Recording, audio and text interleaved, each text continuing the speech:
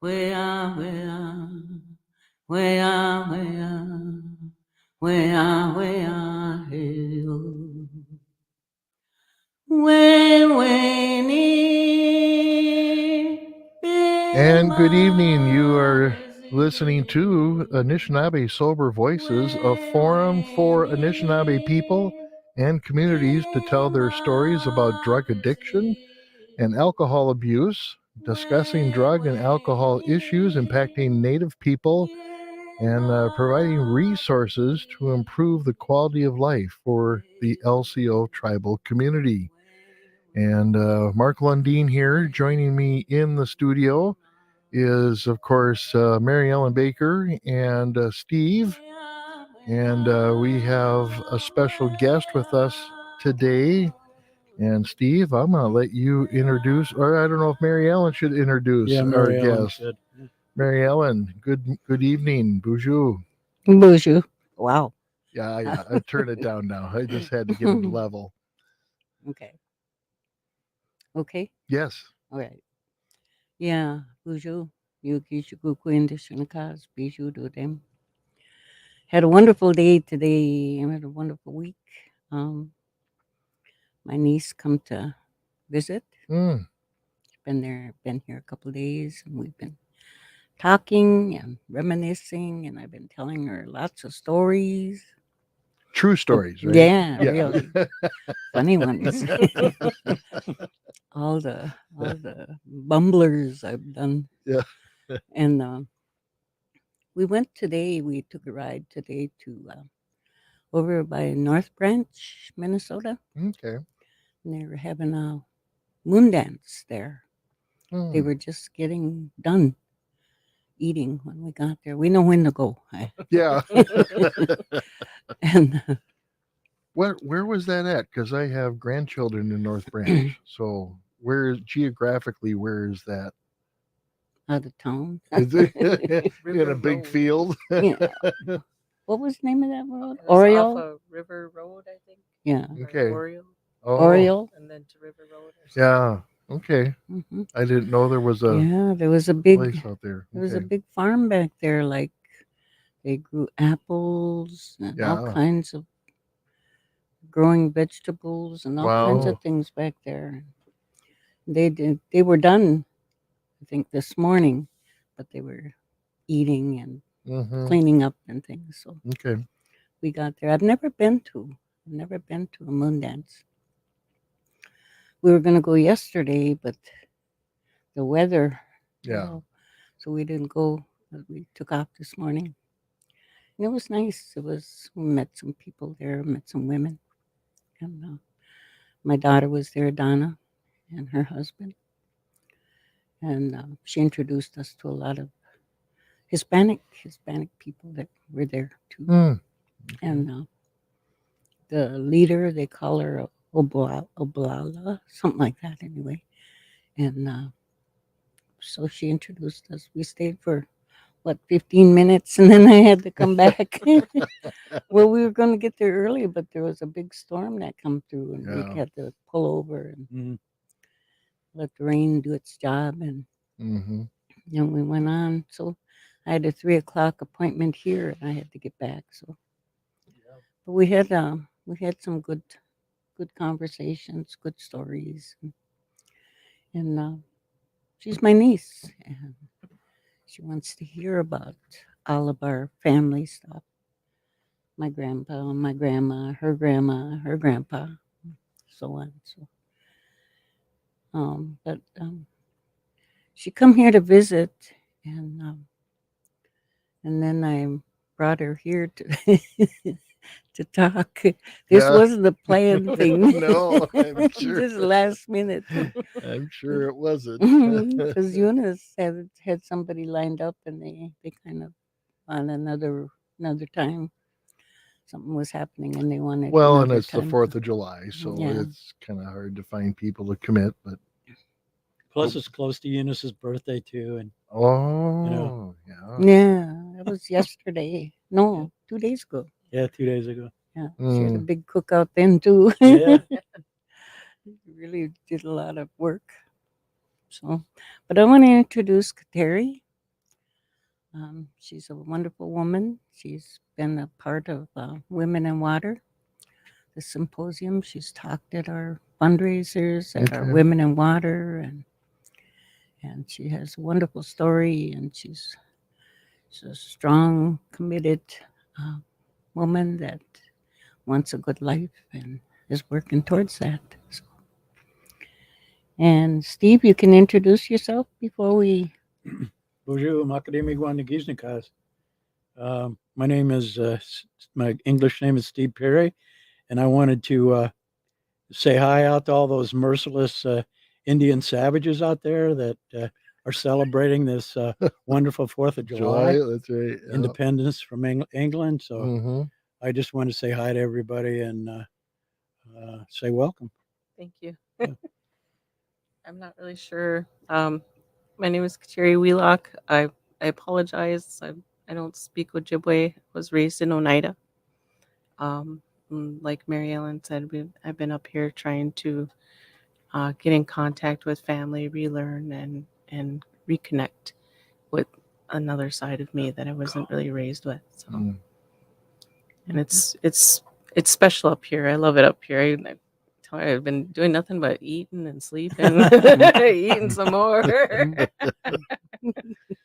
But yeah, it's very peaceful up here. I love it, and I come up here for like a retreat because it's life's been busy lately too. So I haven't been up here for a while, so it's nice to be back up.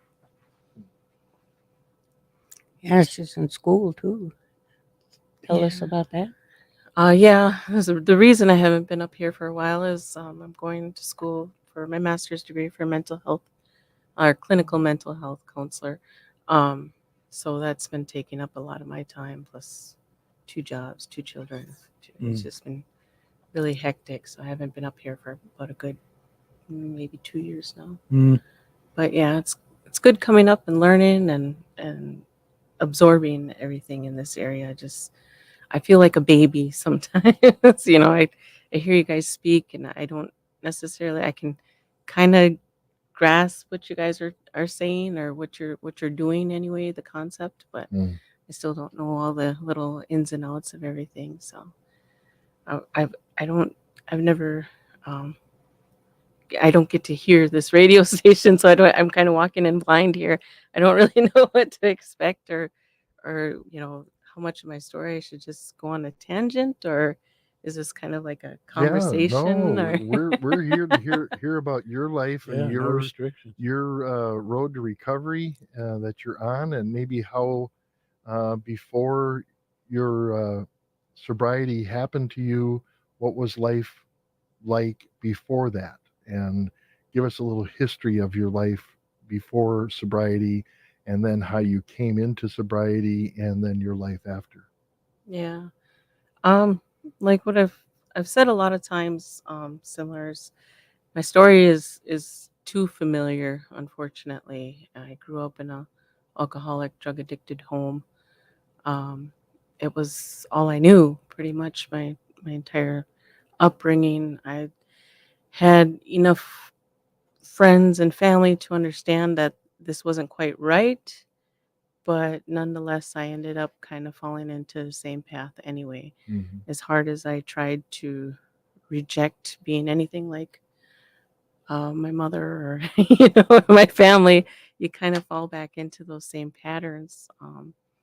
I began drinking, when I was a teenager, probably like most other people, falling into the wrong friend group and this being fun and thinking that this was the time of my life. By the time I was 21, I was pretty much set a drinker. It wasn't nothing too out of hand, but um, fast forward how many years later, when you think you're not too bad or you got Mm. control of it, finally my grandmother passed away in 2015, and that's when I kind of spiraled a little out of control because she was like my mother, because my mother was um, an alcoholic my entire life.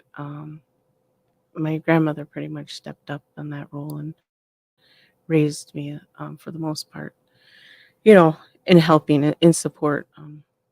and I finally I well, our ceremonies is in the longhouse. I went to the longhouse, and we have a renewal every, well, it's not New Year, not calendar year here, but our renewal is pretty much February. I think, Mm. what is it? Um, it's a winter moon anyway.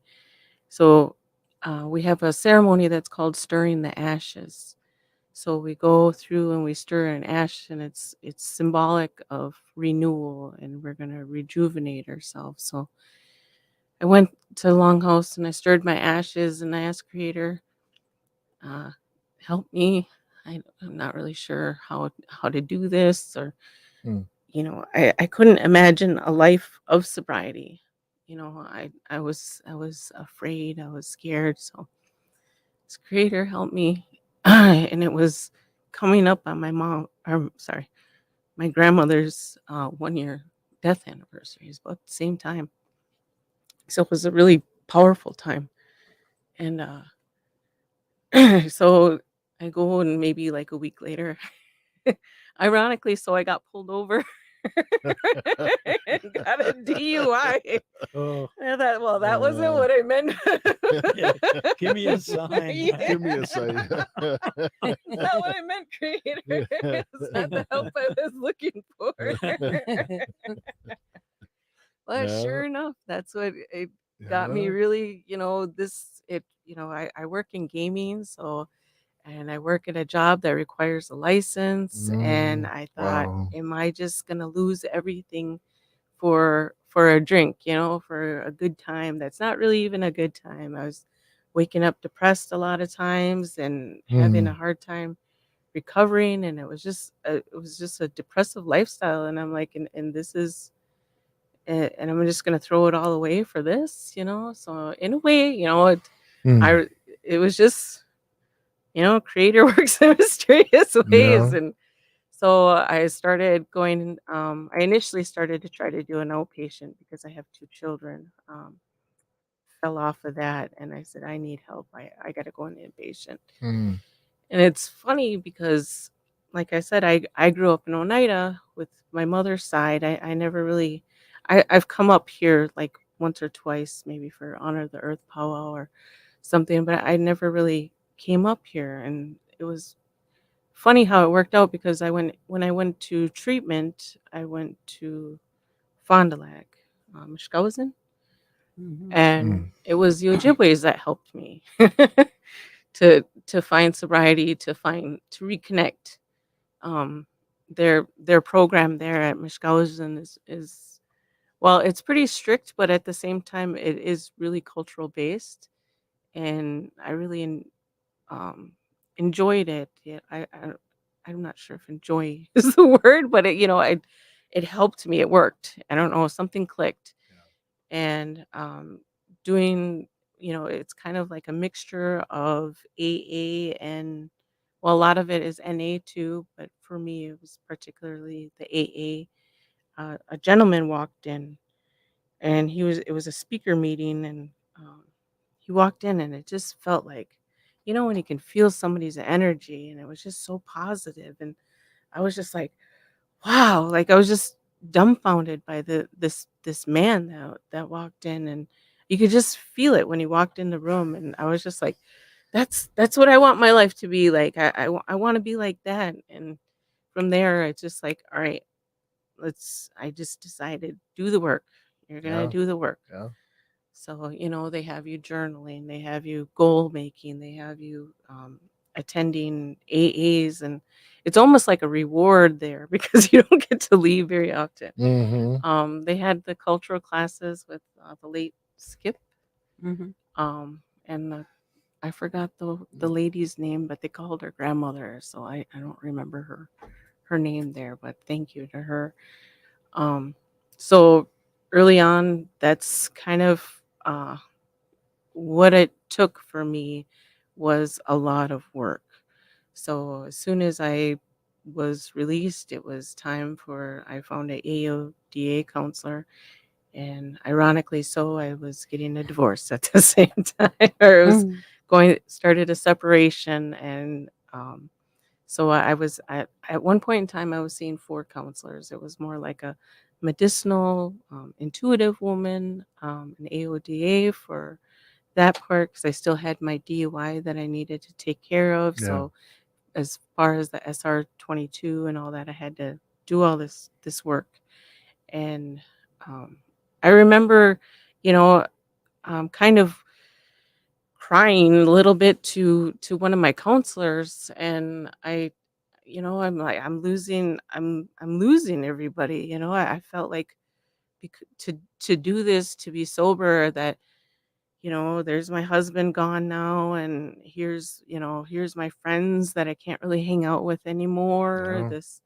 I felt like, oh, and she said, well, it sounds like you want connection. I'm like, well, yeah. Mm. So I feel like I'm losing everything I've ever known before. And she said, yeah, it sounds like you want connection. And she's like, do you want male connection? Because I was losing my husband, or oh no. I was like, absolutely not. That's not what I'm looking for at this time in my life. Yeah. And she said, well, it looks like, or it sounds like you want female connection. I said, well, yeah. I said, but all my girlfriends are busy living their life, and they're busy, um, with their own problems, their own issues, and or some of them are still using, and that's how they're coping. So, I feel so lonely, and Hmm. she said, well, you're looking for connection, but it doesn't have to, or in female connection, she said, it doesn't have to be human connection. And I grew up, and I went to tribal school, and I was grounded in our longhouse. So when she said that, something clicked, and I was like, oh yeah. Like, what was I thinking? She's like, you got earth, you got water, you got moon, you got everything around you. You can connect to, you don't need to have just a human female connection. You can have other Yeah. your female connections, especially right now. You're going to really need those. So I was like, oh yeah. Okay. So I started off on my little, well, part of me too knew that there was a young girl who had to grow up really fast, and who took care of everybody and took care of everything. Being the eldest daughter a lot of Mm. times comes with a lot of responsibilities that are placed on you. So I needed Sure. to reconnect with that little girl inside and go, and the only way that I could think to do it was to go have some fun in some water. So what I did is I went on a date, ironically so, and I went to a waterfall, and I had my daughter. It was an unusual date. Both of us were divorced, had children, so I brought my daughter on this date. And it's not like it was the first date or anything like that. So, but anyway, we went to a waterfall down in Green Bay called Fonferret Glen, and I remember, and ironically, so I could only get so far because my daughter can only climb so much. She was just real little at the time. I said, I'm coming back to this. So Cinco de Mayo being a huge drinking day, I said, I definitely need something here. I need some kind of support. So I went back to that waterfall, and I climbed down there, and I got underneath it, and I got behind it, and I Mm. could feel that mist like just Yeah. hit me, and it was like a hug is how I Yeah. could describe it. And I felt euphoric, and I felt like like the hairs just stood up on me, and I was just energized and peaceful at the same time, if that Hmm. can make any sense. And when I sat behind that waterfall, this is it. This is what I've been chasing. That's that energy that I was talking about when that guy walked in the room, that, oh, I just wanted to feel this over and over again. So Wow. Yeah. I began waterfalling like crazy, and I was on Facebook like crazy because I loved photographing it Yeah. and stuff. So I was addicted, and I was going everywhere. And I came up here too, and it was probably, I would say, about the next year, a year into my sobriety, and I said, all right, I'm ready to do this because I wasn't raised around my father. So I wanted to do make sure I was ready for this reconnection. So I came up here. Um, I went to Amnicon Falls, Mm-hmm. and you can swim in those falls. Yeah. And I went and swam in those, and I was just like, "Oh, this is the greatest." I've never Yeah. swam in falls until I went to Okay. those falls, and then it was like it was the best feeling in the world, and I was reconnecting with family, and I was reconnecting with this little girl, and I was feeling all this energy, and I was just photographing everything and Mm-hmm. posting it on Facebook. So sure enough, it's everybody was kind of like, "Oh yeah, you're the waterfall girl," or whatever. And I'm like, yeah, I didn't intend to be known as this or Right. anything. I just wanted to feel this feeling over and over again. It was for me when I saw a waterfall or when I saw hiking, I don't know, I could see the steps to get in there, and I could just I don't know, it's just a really unbelievable, powerful feeling, especially when you can get into a waterfall. It's challenging but it's beautiful at the same time. And I've kind of come like now after years later, I have come to kind of the understanding that a lot of times with the chaos that can happen inside the brain, some people might call it ADHD, some people might call it anxiety, some people, that overthinking that tends to happen Mm-hmm. quite a bit. It was like a override, and I could never meditate. I could never sit still. I could never do that. But when I got inside a waterfall, it just Mm. overrode I don't know how to explain it, but it was just like a calm, and I felt at peace, and I felt just myself for once. There's no worrying about work, there's no worrying about the kids, there's no worrying about the laundry, there's all these responsibilities that seem to never go away. But when I was waterfalling, all of that went to the wayside, and I got to become that little girl again and feel that joy again and feel just exhilarated. And I can't tell you how long I lived my life since the last time that I felt exhilarated or joy to that degree. So it was something that I feel like I had to do to reconnect with myself, and again reconnect with spirit, reconnect with feminine energy, because I spent my life rejecting that, for the Yeah. most part. Mm. So it was kind of how I came to speak at Women in Water was just, people just talk about your waterfall. Okay. Mm-hmm. Mhm. I could talk about that all day. I've been down to Tennessee, I've been to Connecticut. I would like to get out to Oregon because those are some amazing Mhm. waterfalls. I have to get in a little bit better shape for those. But I've been I when I went to Punta Cana, I went to El Limon, I think it's called, waterfall. I mean, I just Wow. anywhere I go, I gotta Yeah. hit up one. And we just saw one today. It was St. Croix Falls. I've never seen Mm. those. Mm-hmm. But yeah, it's everywhere I go, there always seems to be something beautiful to see and some waterfalls somewhere. So I've made it a mission to kind of hit every state that I could, and I research and I look forward to their waterfalls and try to get there at some point. But yeah, and that's pretty much my story. I mean, it got me to a place where I could finally feel confident enough into um, becoming more of myself. Water has helped me just finally, peel back like an onion, just all those layers. And there's still layers there. There's still a lot of work that needs to be done, but it's kind of helped me reveal who truly I was. So that's when I decided, when I was in high school, I got accepted to Purdue University. Um, honors program even for psychology, and that's what I wanted to do coming out of high Oh. school. But when I got there, I had a huge case of imposter syndrome. I thought, well, who am I to be a counselor and help Mm. people if, here I am with all these problems and I Mhm. can't quite do it myself, and how dare I try to do this? So I ended up switching my major later on. I went to, I was telling Mary Ellen, I went into gaming. And for me, gaming, it made sense because it was so chaotic and it was so crazy.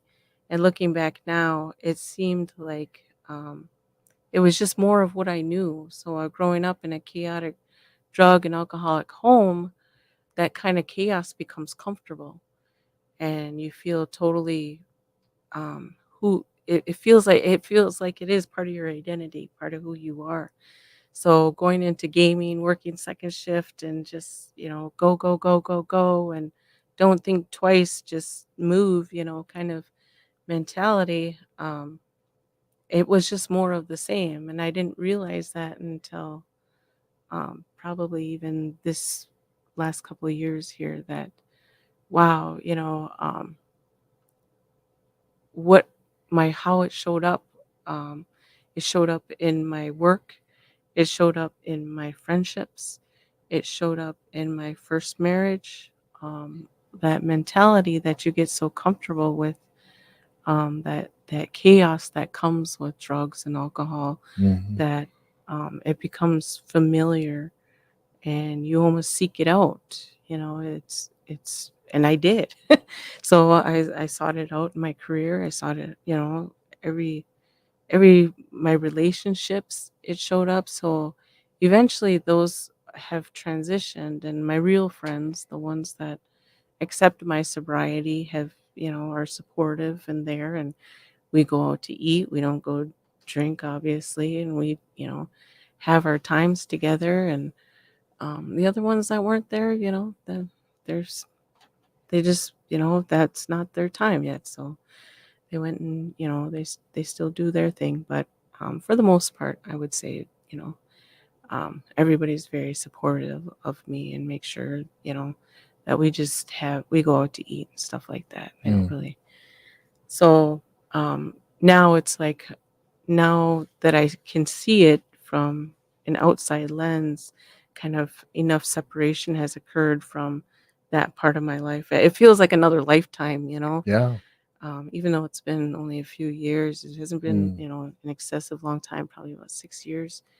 Now that I see it from a distance, I can see what I had done to kind of maintain that lifestyle and what I've done to kind of create it. And it's not what I want anymore.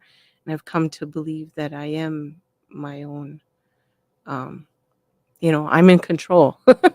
So I can decide what I want for myself, my children, um, for how I want my life to look. And that, that I recently got married to a man was sober longer than me. He's got 8 years on me. Um, so, and going back to school, I would like to, begin to help people. Um, I haven't quite made up my mind. I got a couple years yet to decide exactly how that is. I'm not necessarily, it may not be, um, I don't know how, like an AODA counselor or anything like that, but my main focus has been always about with women. I think there's a very ugly underbelly that nobody wants to talk about. That boarding schools had a lot to do with, the sexual abuse, and overcoming those things. That's kind of been the direction where I think I might be headed. Um, but we'll see. I just want to kind of focus on my education and not be too worried about what's coming. I just kind of want to, like everything, like my sobriety. It seems to unfold. I don't. If I don't push it too hard, it'll come to me. So that's kind of where I'm headed at. Mm. So I don't know what else to say. One of the things that I think is important that she brought out was the fact that sometimes I think all of us have seen it, and I've heard it from just about everybody that I've talked to that's trying to walk that red road and trying to be sober, is that sometimes you have to give up your friends and the people that you thought were real close to you and all that kind of stuff. And that's been like a real challenge I've noticed with the younger people that I've been working with is uh, giving up not only their friends but giving up people that use and giving up people that want to sell stuff to them. Especially this last month, that's been a real challenge in the community for me in terms of things that people have been, saying. Uh, and I think that's important that she brought that out. And the other thing that makes me feel really good is that she wants to help the people, and I think that's very important. She doesn't know exactly what it's going to be, Yeah. but I just in this short period of time listening to her, I think it's important to know that she really wants to help the people, and we need as many Anishinaabe people out there helping Anishinaabe people and other people that we can get, because we're definitely a minority when it comes into that. And like Eunice, she's working for the people and helping the people, Hmm. and I think that's something all the communities need to support. And I think that it's important for us to hear their stories, to hear people's stories from all over, you know.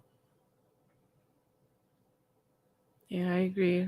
I think one of the things that um, is so important, especially in any tribe or anywhere that I've been, is getting that reconnection back and understanding that you were actually never really disconnected too, and understanding now I go back now and my tobacco and I hold my trees and I say my wishes, my desires, my I let my grief out or whatever, and I talk to my tree and I hold it, and it seems though that when I do that, it's not as instantaneous, but it seems like when a change comes, it comes very powerfully, and it may come, you know, months after I've done that, and what I've, having teenagers, you can imagine I'm back there kind of often, but yeah, it just kind of this is, Mm. I being a mother, your your worries never cease, so um I'll go back there with my tobacco and hold it. And it seems like just that energy, it's an exchange that happens, and it's a natural exchange. And the more we understand science, we breathe in their energy and they breathe in ours. And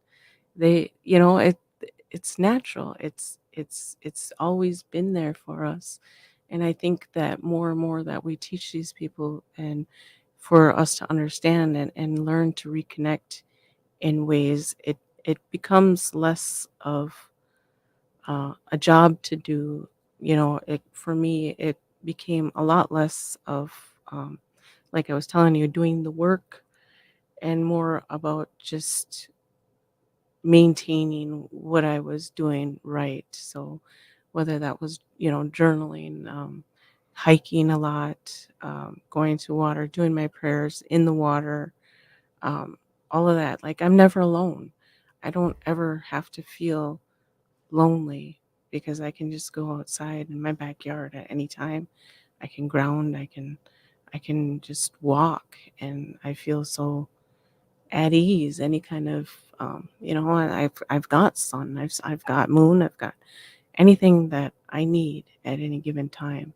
And I think that it takes away that anxiety that comes up, from time to time, that where you feel triggered or where you feel like, um, I don't know, it's been a long time since I've had one of those kind of episodes, but I can imagine, like, oh my gosh, I need to drink or something, or I need to, when I just kind of, I spend my mornings, especially this time of year. I love waking up, walking outside in my backyard, and that's kind of how I Mhm. start my day, is just by grounding, and it just kind of puts me at ease. I don't really have to go chase waterfalls as much as I had to in my early stages, but yeah, and COVID kind of put a little stop to that too, or slowed that down quite a bit.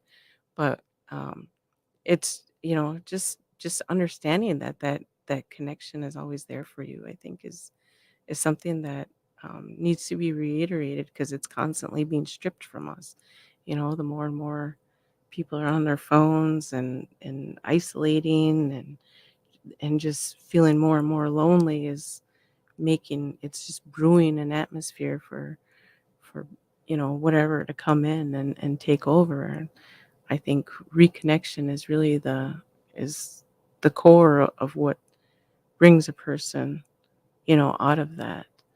And for people to understand, especially you know tribal us tribal school kids, I imagine there's tribal school kids up here too, and understand that they've been taught that this whole time.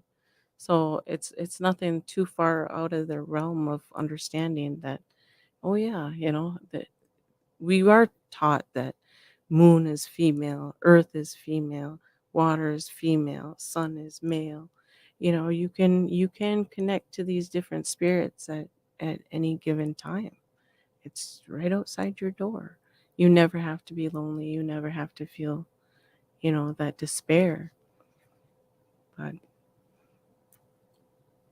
yeah, that's been, I don't know, my only message really. And I'm hoping that when I do finally get to do some one-on-ones, I would like to change the game a little bit. And, instead of sitting in a stuffy office and counseling somebody, face to face, to actually go outside and let's experience this. Let's really do this and understand this. So hopefully that will be something in my future.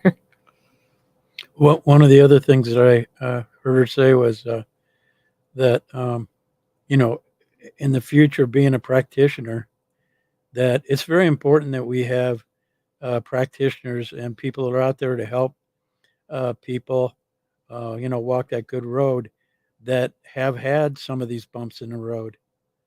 Lots of times, the people out there that are working in mental health and in substance abuse and all that are people that have really never had those issues. Mm.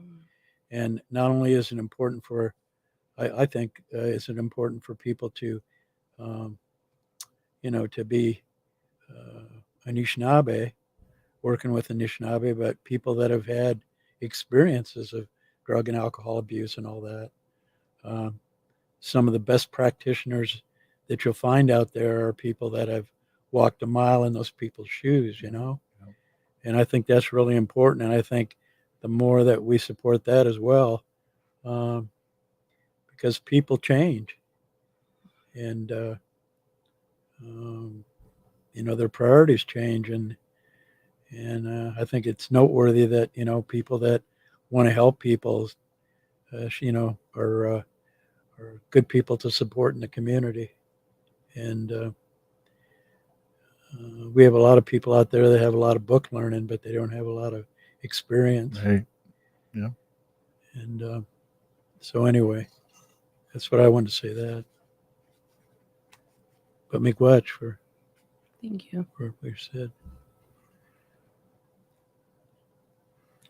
I was thinking about, we were doing a lot of talking in the car, and she was saying some pretty pretty good things about the gambling thing, the gaming, and what she learned from that, and the chaos that's out there, you know, and and all the chaos that we bring into our lives because we don't want to think, we don't want to be responsible, we don't want to grow up, you know. So, but it's like she said, it's normal for a lot of us. It's normal for a lot of us that grew up in alcoholic homes and through any kind of dysfunction in the home. It doesn't have to be alcohol and drugs. It could be, Yeah. illness Yeah. too, that could be diabetes, and the things that our parents went through a long time ago when she talked about the boarding school.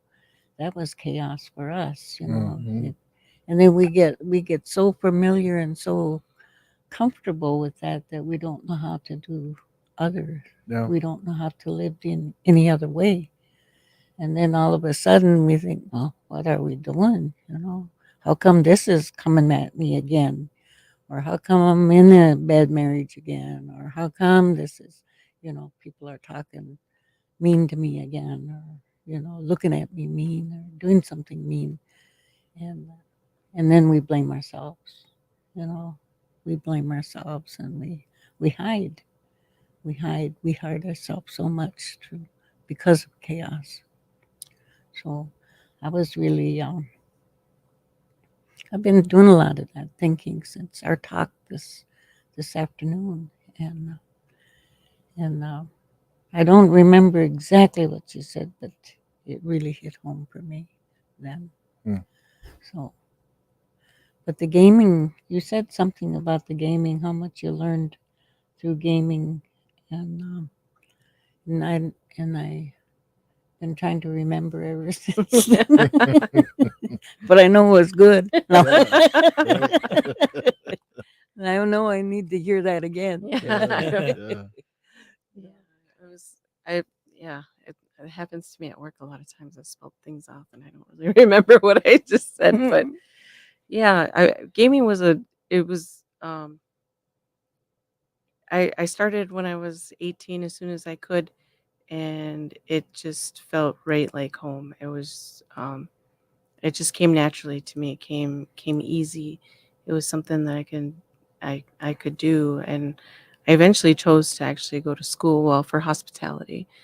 I went to UNLV and got my bachelor's degree in hospitality management, instead of the psychology, because it was easy to me. It was something that was Mhm. comfortable. It was I could do it in my sleep. I didn't really have to worry about it, anything. And my jobs have transitioned a little bit, but there's still that same constant. You don't know what's going to happen day to day. What's going to come up? What's going to be the issue? What needs to and yeah, we, as children that grow up in an alcoholic drug addicted home, you normalize that, and it Yeah. feels very very comfortable in that situation.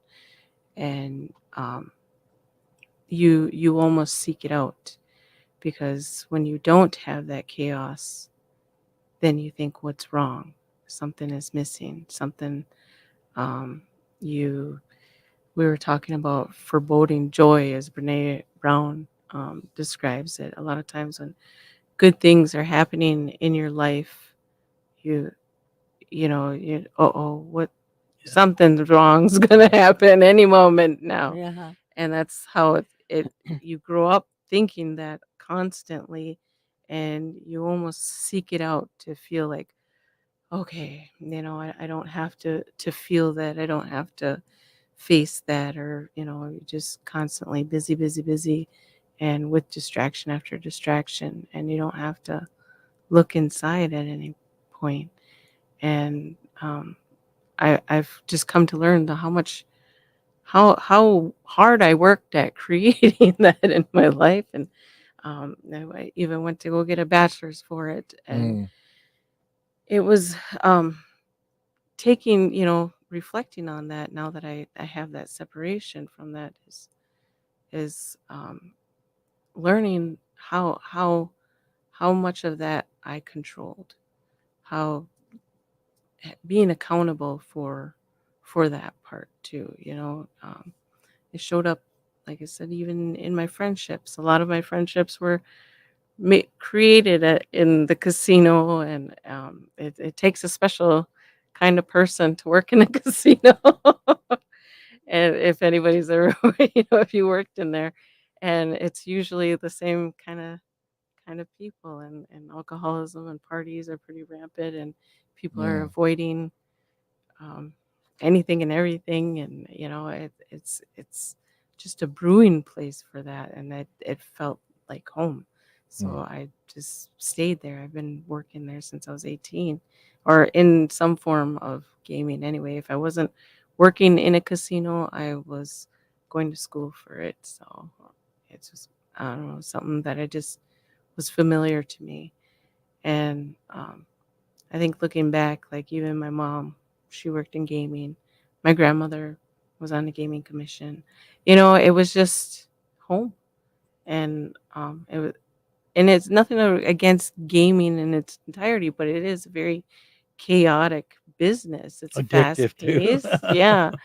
Yeah, it's a fast paced Yeah. industry, and it is addicting, just as addicting on the other side as it is being a gambler sometimes, because you just never know what is going to happen.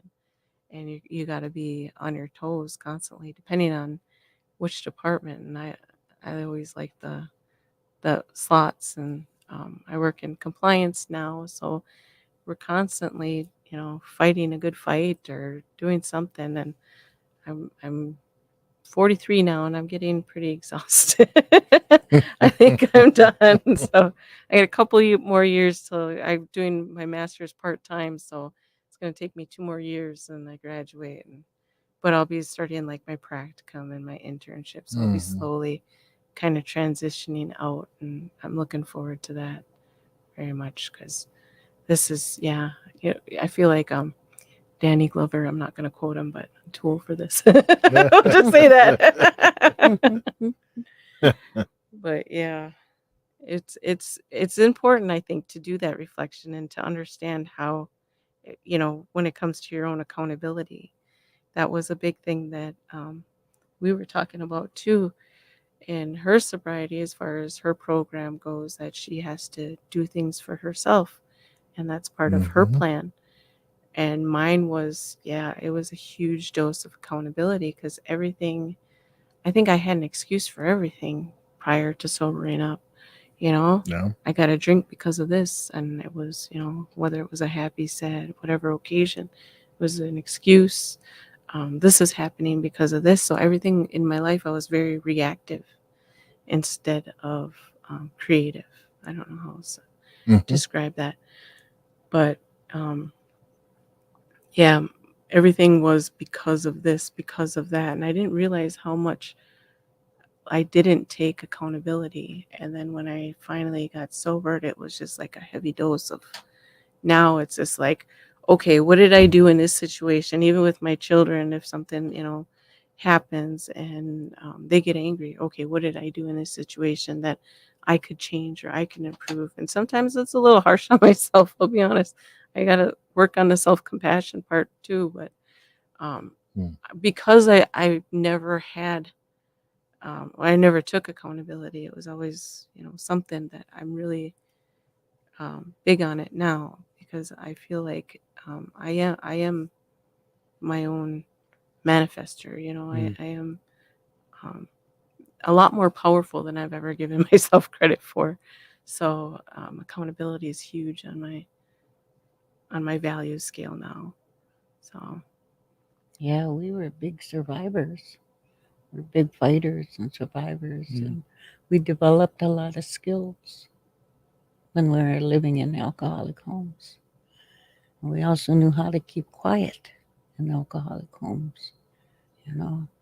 And and and when we look back at it,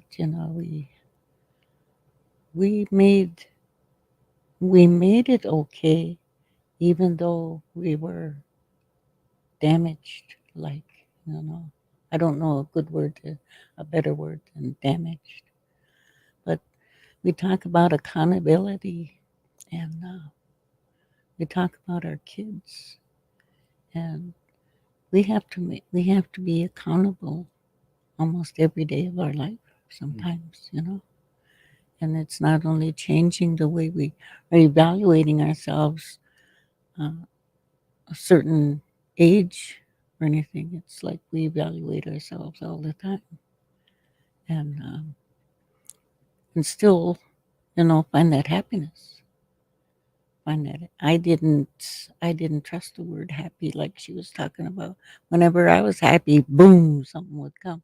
But I didn't understand the balance of life either.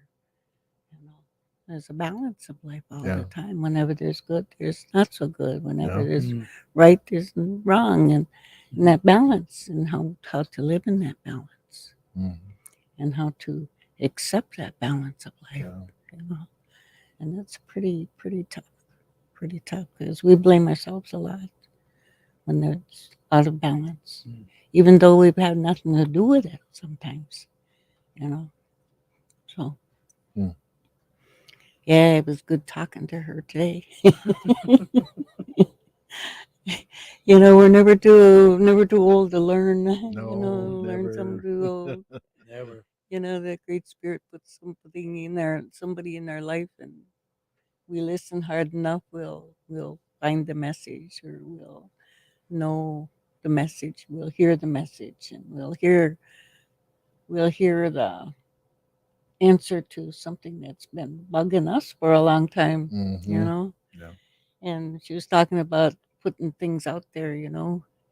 And we put bad things out there, but negative thoughts out there, and we, geez, it's coming true. you know, so we start putting positive things out there. Holy smokes, that's coming true Mm-hmm. too. So yeah, it's good to be sober. It's good to be sober, and I just couldn't live any other way. You know, just couldn't. Don't want to.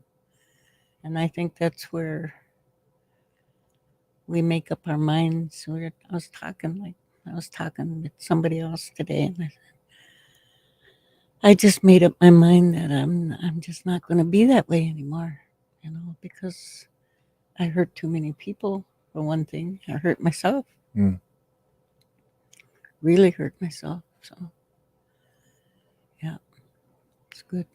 I think we were both kind of going back and forth, and she was, I'm just listening intently as ever, because I just want to consume it all and take it all in. And we were talking today about even the word talk, and she was describing to me, talking to creator versus a prayer, having that special relationship, and creator knowing your talk, no matter what language it is, Mm-hmm. whether you even speak or not, having that connection and having that talk, even if it's not out loud. And it was kind of everything that I needed to hear too today. So I was like, yeah, that makes sense. And we're talking about having your own requests, your own, things that you want to see in your life versus, there's prayers out there that are rehearsed, and that may be somebody else's prayer that developed, and that prayer might be getting stronger, but you need to have your own prayer and have your Yeah. own talk and make that stronger. And I was like, "Oh, yeah, that makes sense to me now."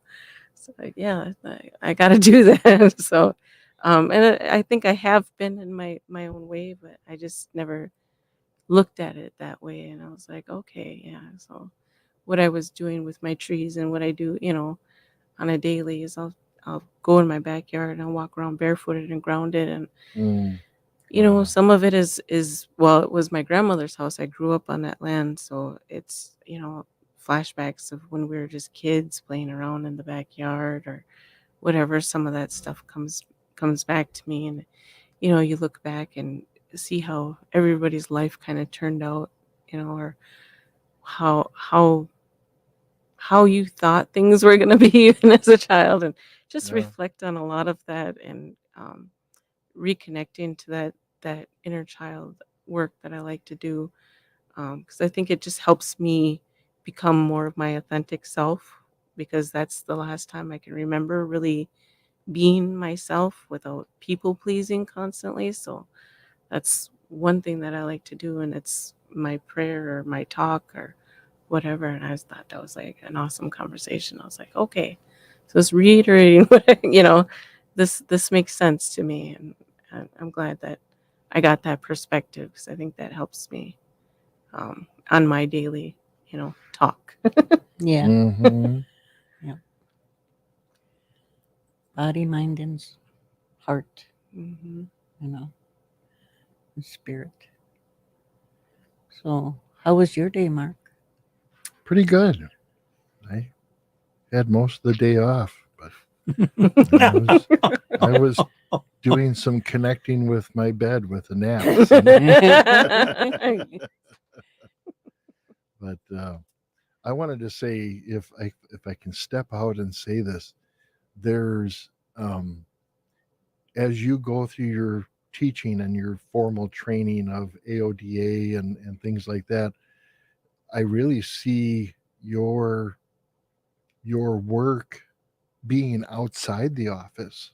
Oh, where you can bring other women on the journey that the creator brought you into, and the awareness that the creator gave you in the waterfall mhm. and in the water, that you could almost do field trips with groups and bring other women along and say, okay, here's what the creator taught you about the water and what was happening in that waterfall. Now it's a little hard in the winter to do that. No, frozen waterfalls are you- beautiful. I do that too. All right, there's that element there. But to do these, if you will, Like a retreat or retreats or element, session. just bringing people out, especially if you do small groups, to bring them out to locations and to really help them um, concentrate on feeling the ground Yeah. and what that means, and have them close their eyes and feel that spiritual depth Mhm. to Mother Earth or to the water. And it's just, I really see that the creator has brought you through these things. We have these experiences for a reason, Yeah. and then you can turn around and use those to enlighten others about these things. So I'm really encouraged about what you're doing in your life. That's awesome. Thank you. I didn't want to say it. I was too afraid to say it because there's nothing in the plans, but that was the original intent, was to be able to have to do this, to merge both, Yeah, um, our spiritual practices with the clinical mental health aspect, Yeah. yeah, and bring it all together. because that's what the traditional Native experience is. Hmm. It's not an office I think, with an office setting, European office setting, where we all sit around and do this clinical thing. And it's like, Yeah. no, no, this, yeah, it's it's not how it not goes. it.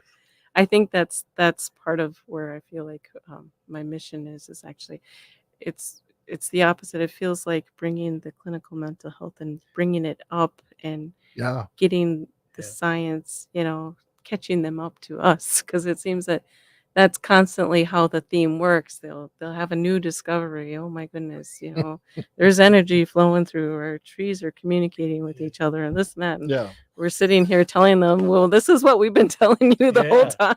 Native science, I call it. Yeah. Native science is what I call it. Yeah, so catching So they them call up it. to us has been the difficult task, is getting them Yeah. up to our speed. So, and I feel like my education is actually, I'm hoping to actually do that for them, is to help them Yes. get to our level and to our level of connection, because Uh-huh. I don't feel like that value is necessarily in the clinical mental health field just Yeah. yet. Right. So we'll get there though. Yeah. Mhm. Oh, that's awesome. Very, very cool. Well, I think I bet you didn't think you could talk an hour, did you? No. But you did, and just I want to thank you, and I know we have a few listeners and people that are watching on social media that thank you for your story and thank you for thank you. sharing that, and the value of sharing that Mhm. makes you stronger, and it makes somebody else who's listening stronger, Mhm. and we appreciate that. So, Yep, miigwech. Gwitch. Yeah, Steve, you too. Pardon? You too. Yeah. Yeah. Mhm. You've been listening to Anishinaabe Sober Voices here on WOJB, and join us every other week. At this point, we're going to be talking about a real schedule, hopefully here soon, and what we. Next week, we're talking about women and water. No, we're not here next week. It's 2 In weeks. 2 weeks. Yes, in 2 weeks. We'll get it straight. Yeah.